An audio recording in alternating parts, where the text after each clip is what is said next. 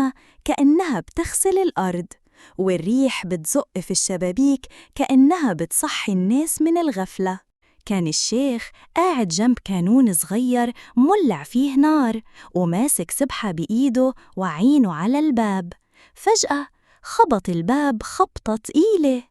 قام الشيخ وقال: يا ساتر يا رب، مين اللي بيخبط في الليلة البرد دي؟ فتح الباب ولقى راجل غريب، هدومه مبلولة ووشه شاحب وعينه فيها خوف.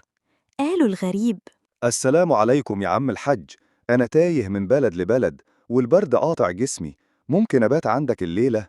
الشيخ قاله من غير ما يسأله ولا حتى يعرف اسمه: أهلا وسهلا، الضيف ضيف ربنا والمكان مكانك. دخل الغريب والشيخ حط له هدوم نشفة وسخن له شوربة عدس وفرش له على الأرض بطانية وقال له: نام وارتاح وبكرة يبقى خير. عدى نص الليل والدنيا كلها نايمة، لكن الشيخ صحي على صوت خفيف زي حد بيتحرك بالراحة. قام ومشي على أطراف صوابعه، لقى الغريب واقف جنب الصندوق الخشبي اللي بيحط فيه حبة دهب كان مخبيهم. الشيخ ما تكلم.